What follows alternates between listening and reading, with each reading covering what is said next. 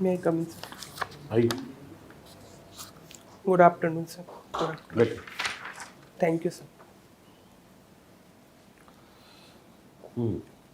ये आपका पहला अटेम्प्ट है इस सर्विस के लिए या पहले भी दे रहा है? सर पहले भी दिया है। इंटरव्यू भी दिया है पहले? नहीं सर, ये पहला इंटरव्यू। इंटरव्यू पहला है, जी सर। मेंस पहले लिखा है?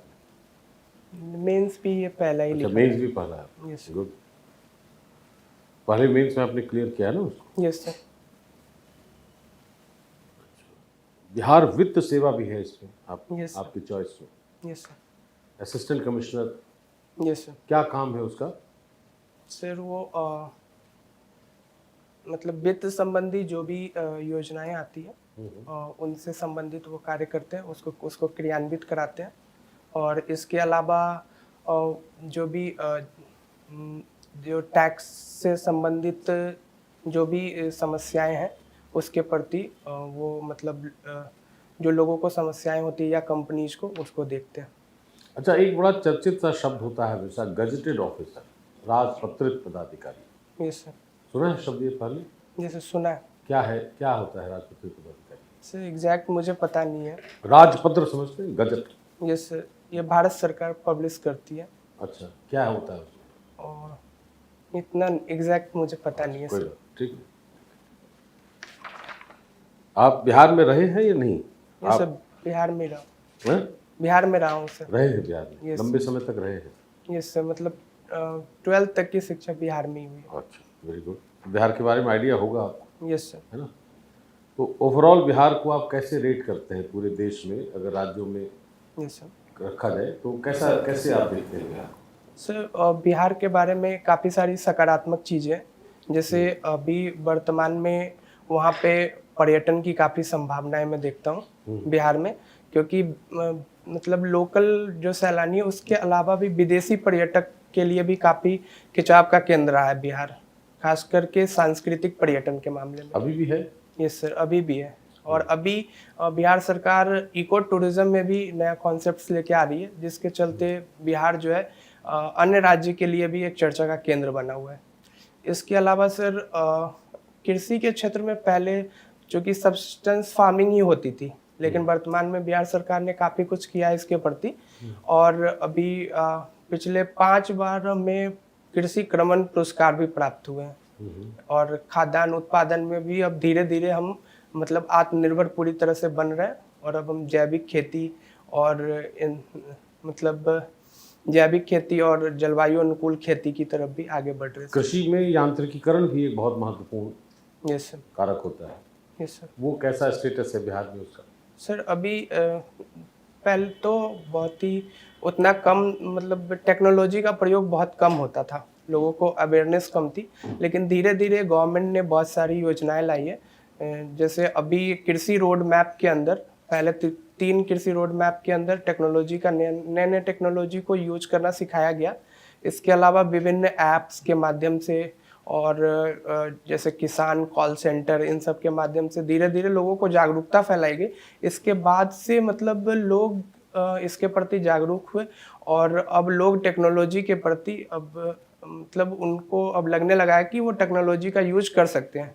और इसके अलावा अभी जो कृषि रोड मैप 4 आया है, ये पूरी तरह टेक्नोलॉजी पे ही बेस्ड है कि कृषि का यंत्रीकरण किया जाएगा। इसके अलावा बिहार सरकार विभिन्न तरह की कृषि में अगर टेक्नोलॉजी यूज करती है तो उस पर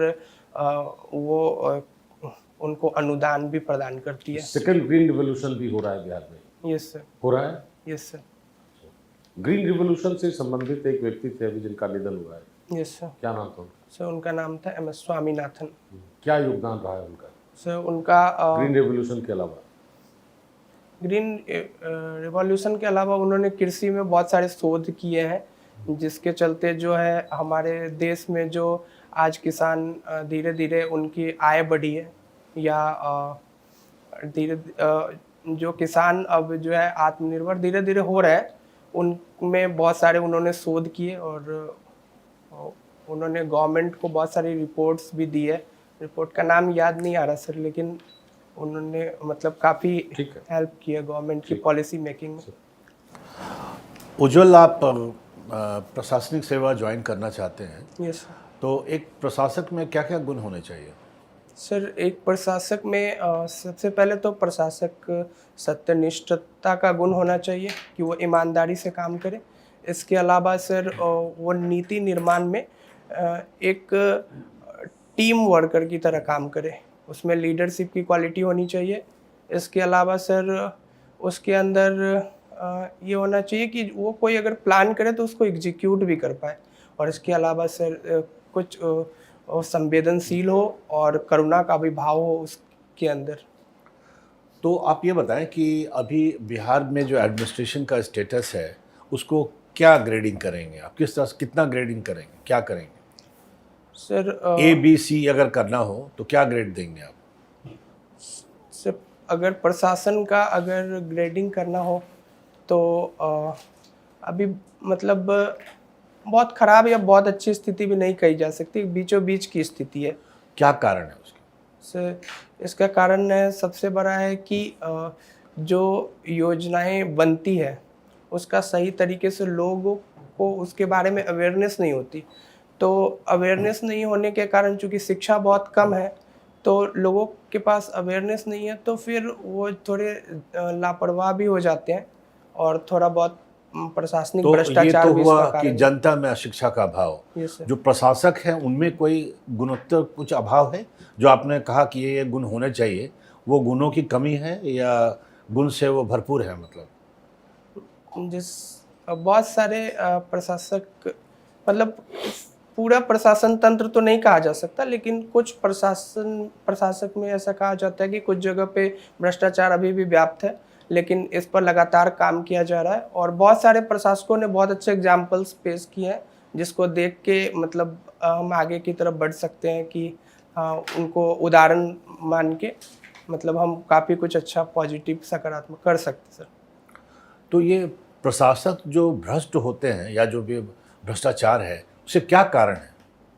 सर क्या कारण हो सकते हैं? पहला कारण तो जो हमारी जो शिक्षा पद्धति है उसमें कभी हमारा जो शिक्षा पद्धति है उसमें वैल्यू एडिशन किया जाना चाहिए, मूल्य आधारित शिक्षा पर ध्यान दिया जाना चाहिए। तो जैसे बहुत सारे लोगों के आचार विचार में ही भ्रष्टाचार आ जाता है। जैसे कुछ लोग ऐसे सोचते हैं कि ये तो चलता ही है, लेकिन जब अगर प्राथमिक लेवल पे ही अगर शिक्षा में मूल्य वैल्यू एडिशन होगा तो लोगों के अंदर वो चीज़ आएगी कि हाँ, हमें कुछ अच्छा करना है और हमें ये सब नहीं करना है, इसमें संलिप्त नहीं होना है। उज्ज्वल, किस महीने का जन्म है आपका? सर मेरा फरवरी का है। तो हिंदी ऋतु के हिसाब से कौन सा ऋतु रहा होगा?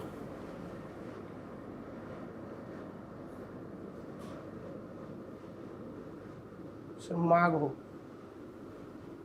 हाँ। माघ। यस। अच्छा, ऋतु पूछा मैंने, महीना नहीं। Oh sorry sir, sorry sir.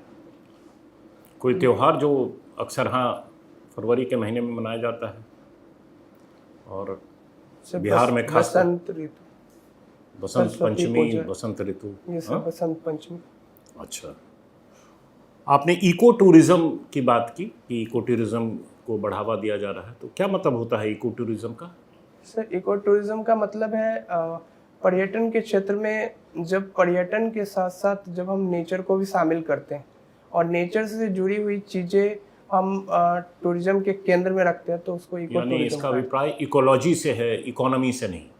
Sir इसका अभिप्राय इकोलॉजी से और इकोनॉमी दोनों से है, क्योंकि जब इकोलॉजी नहीं, ये इको जो शब्द प्रयोग नहीं, कर सर। रहे हैं वो इकोलॉजी के लिए इको बोलकर चुप हो जाते हैं या इकोनॉमी के लिए? क्योंकि नहीं। मुझे तो लगता है इकोनॉमिक टूरिज्म हो जाए तो सबसे अच्छा, कम पैसे में घूम लें।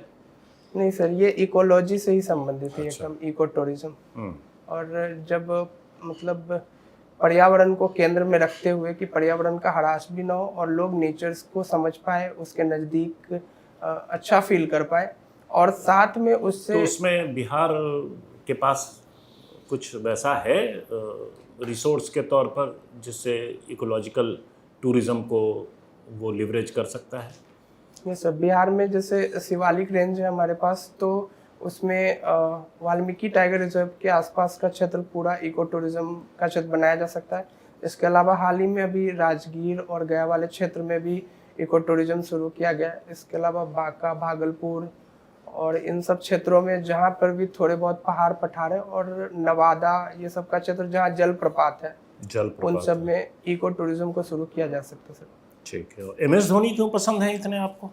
सर उनका सबसे अच्छा मुझे लगता है कि जब वो विपरीत सिचुएशन में भी होते हैं तभी वो काफ़ी शांत रहते हैं और काफ़ी सही डिसीजंस ले सकते हैं जब आप शांत होते हो, जब आप में मतलब यानी लीडरशिप स्किल।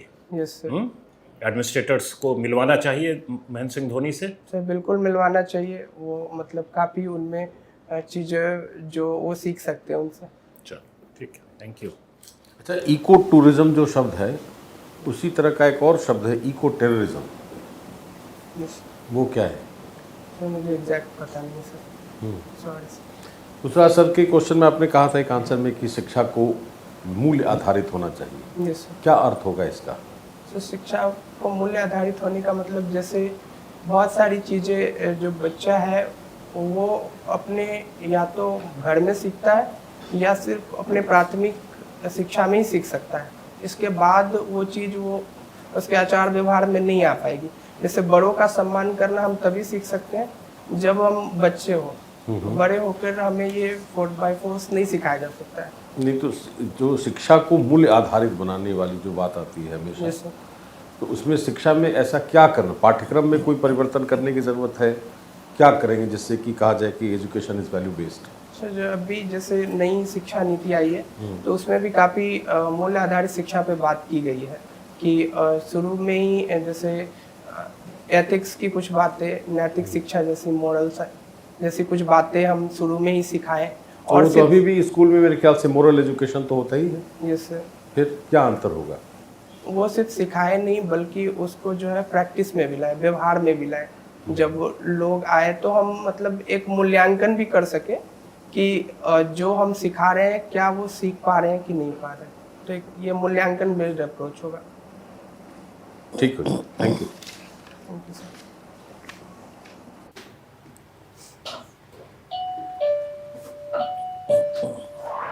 कुछ ले जाना पेज वेज ऐसे मैं कहीं से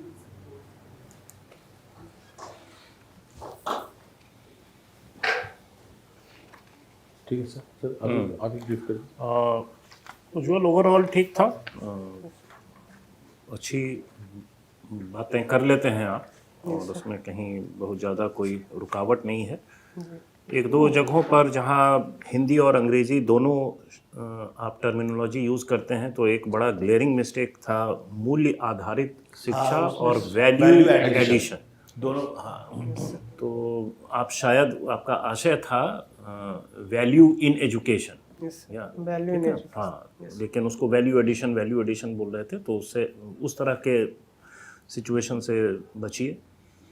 अदरवाइज ठीक है, सब्सटेंस और कंटेंट इम्प्रूव कर सकते हैं, वो तो सीधा जितना आप जानते हैं वो परिलक्षित हो जाएगा आपके कन्वर्सेशन, तो स्कोप वहाँ तक है, अदरवाइज ठीक है। ठीक है, बिहार पर जो एग्जाम्पल्स दिए हैं वो ठीक है, कृषि रोड मैप है या इस तरह के कार्यक्रमों का एग्जाम्पल अच्छा था वो, है ना, सब्सटैंशियल है बस ठीक है। बाकी सब अच्छा लग रहा है कि आप थके हुए हैं, थोड़ा चेयरफुल होइए। सर थोड़ी तबीयत खराब हाँ कोई बात नहीं, कोई बात नहीं। ठीक, टाइम है तुम्हारे पास 12 तारीख को? थी इस 12 को। ठीक है, बहुत ऑल द अच्छा, best, good luck. Thank you.